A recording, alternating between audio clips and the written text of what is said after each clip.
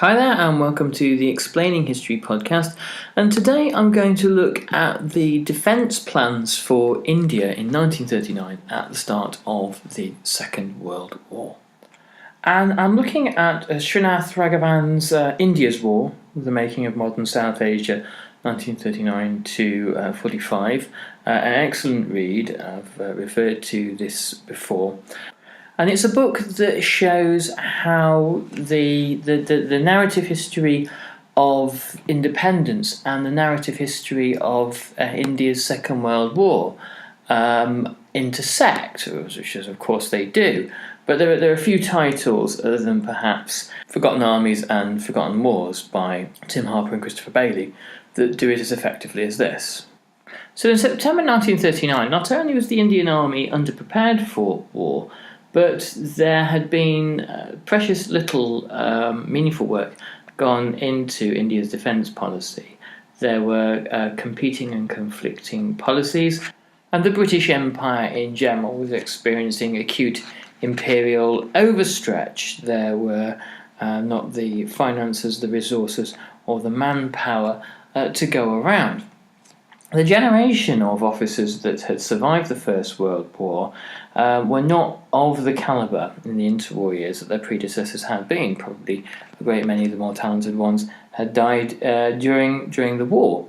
And as a result, in the hill stations of India, there were very many army officers, bureaucrats and imperial planners who were of the kind of the time-serving variety, who liked the whiskey soda stengers and long afternoons in remote circumstances, and this was not conducive to a robust imperial defence. So, Srinath Raghavan writes, in September 1939, the 200,000-strong Indian Army was subject to three competing claims, those of internal security, external defence, and imperial duties. This had been the case for nearly half a century. Since the rebellion of 1857, internal security had been a central concern of military policy in India.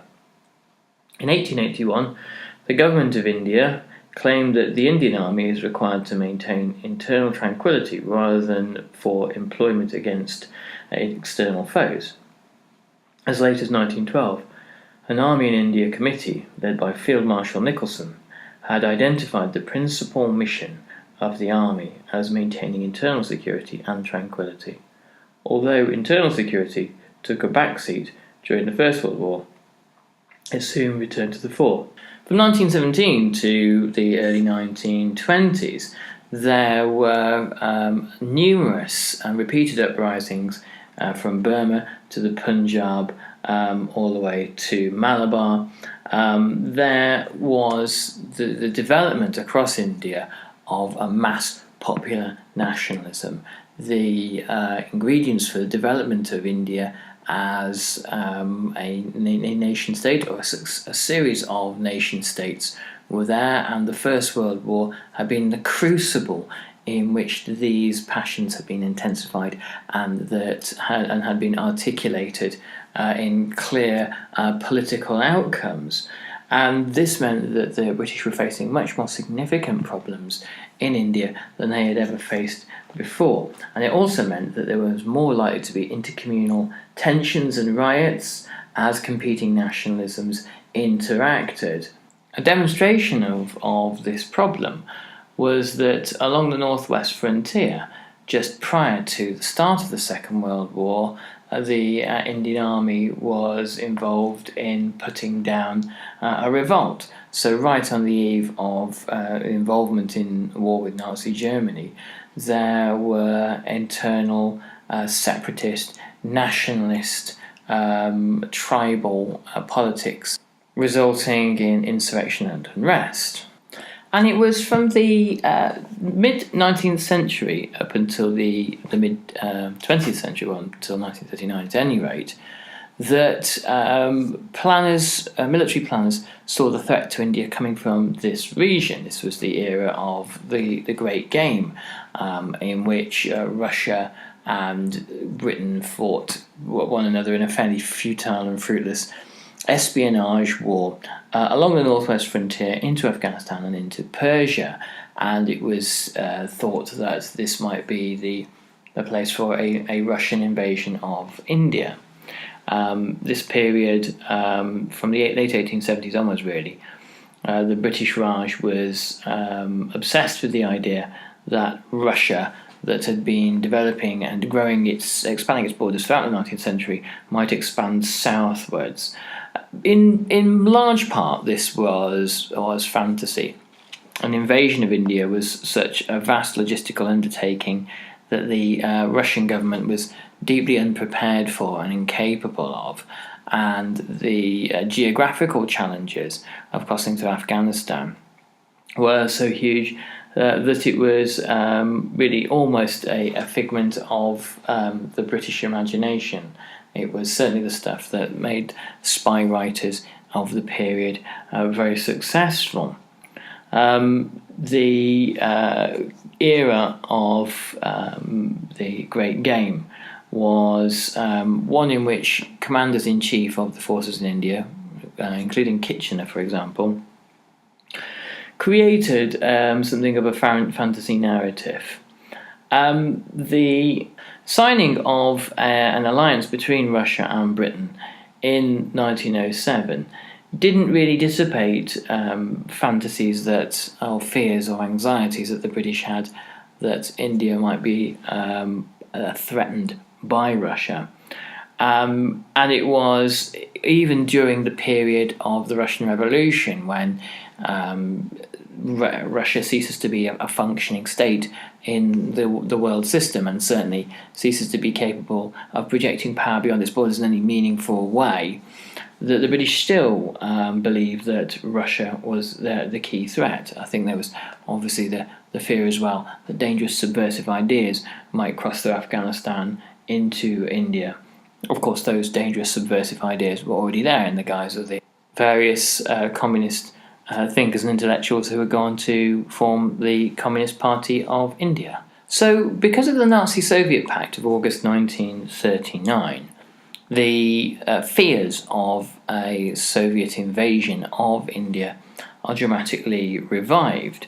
By 1939, the British are looking at Nazi Germany and the Soviet Union as coming as a package deal.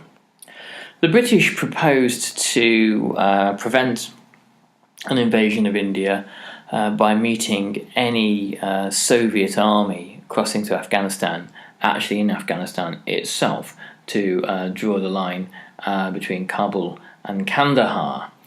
The Indian Army had been Britain's secret weapon in East Africa, the Middle East, and Asia since the 19th century, and certainly during the First World War. During the First World War, 1.4 million Indian soldiers served Britain on the Western Front, in North Africa, in Egypt, in Palestine, in Mesopotamia, and beyond, even serving in China. And the power that the Indian Army represented was not to be kind of underestimated. It was a key part of the maintenance of the British Empire. So, to quote from Raghavan again, the imperial commitments of the Indian Army were altogether more contentious. In the 19th century, India was the central strategic reservoir of the British Empire and was crucial to securing imperial interests throughout Asia and large patches of Africa. As popular parodists put it, "We don't want to fight, but by Jingo if we do. We won't go to the front ourselves, but we'll send the mild Hindu." During the First World War, India's imperial commitments bloated enormously. The Raj supplied almost 1.5 million troops, nearly three-quarters of whom served in the Middle East. In 1920, Indian troops were still stationed in Iraq and Egypt, Palestine and the Persian Gulf, Aden and Cyprus, Burma and Malaya, North China and Hong Kong. India's subsequent unwillingness to provide troops on tap has led some historians to conclude that the government of India was not solicitous of imperial interests in the interwar years. This is misleading, for it overlooks the fact that the Raj discerned a range of interests of its own, not least strategic, in most of these parts. After all, they constituted the informal empire of the Raj. The central concern of the managers of this sub-imperial system mirrored that of the larger empire: how to work their system on the cheap. So that's an interesting point, that there appears to have been a sub-empire existing within the British Empire, the Empire of the Raj, which perhaps stretched from Egypt all the way through to Hong Kong. And this was you could think of it as the eastern portion of the British Empire, or the sort of the largely colonial, non-dominion part of the British Empire that is run from India. It's ultimately, obviously, run from London, but from Delhi, it's possible to deploy troops to put down uprisings in Malaya or Burma or Egypt, or wherever they're needed. And an entire system of economic management, military management, diplomatic management of this eastern part of the empire runs fairly autonomously from Delhi. How this would be paid for was always an interesting matter. So Rangavan writes, the wrangling between India and Britain over the question of financing the external ventures of the Indian Army had been carried on since the 1870s. In 1902, the Indian government had accepted the suggestion of the Royal Commission that it should bear financial responsibility for areas which contained its direct and substantial interests. These included the Suez Canal, Persia, the Persian Gulf, and Afghanistan.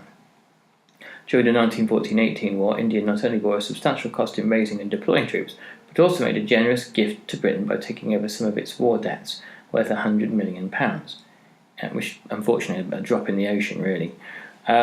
India, as the Viceroy put it, was bled absolutely white by the war. But this also means that from the point of view of Indian military officers, of Indian members of the Congress Party, that India was effectively operating as its own regional great power, whilst also being a colony of Great Britain. And this is sort of something that is irreconcilable. This is something that really can only eventually be reconciled by a change in India's status, either to dominion or to being an independent state. The economic crises of the interwar years, particularly in the 1920s, present a significant problem for the British Empire.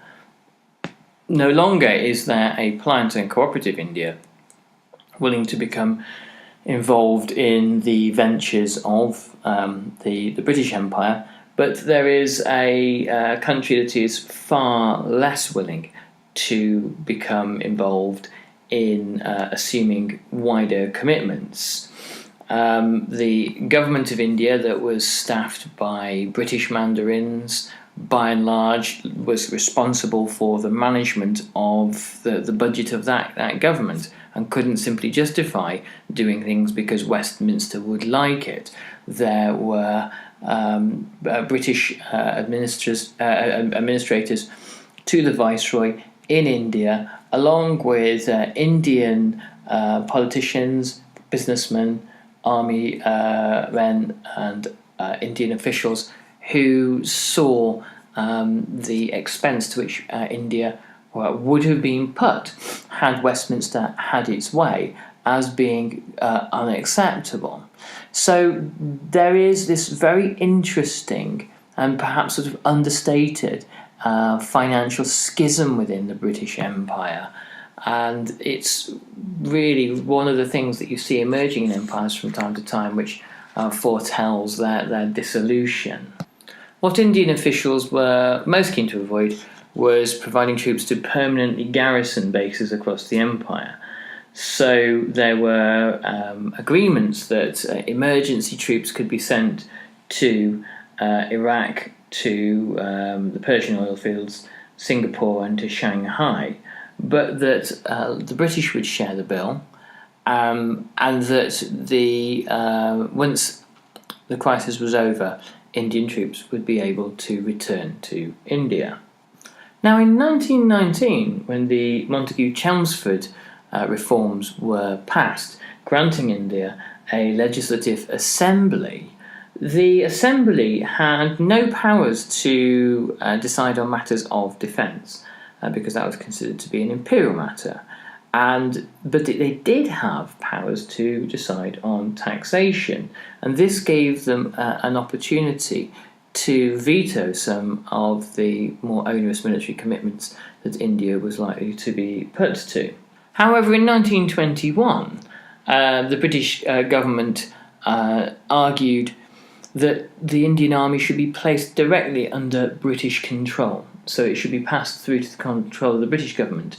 The Legislative Assembly obviously said this was a terrible idea, and that the Indian Army should not be used outside of India. It shouldn't be a kind of a regional bulldog for the British Empire in Asia. In 1938, London put pressure on the Viceroy in New Delhi to provide a reserve division for the British Empire, but that the cost be met by India. And the reason why the cost was to be passed on to India is this is the 1930s, this is a period of economic retrenchment and cutbacks, and that any government that can find ways to keep costs off the balance sheet and to pass them on to somebody else is going to try to take that option. The Treasury was told, whatever the legal position might be, we are under a moral obligation to consult the legislature. In the event of a situation arising which rendered desirable the dispatch of troops from India to some other theatre of operations, and anyone who thought otherwise was living in a wholly unreal world. That's a very telling comment, a wholly unreal world. The Viceroy is essentially telling the British government that you are fantasists if you think that you can simply tell the Indian Army what to do and where to go, to leave India, to put down a revolt in the Middle East or something like that, and that will not cause you significant problems. Of course it will.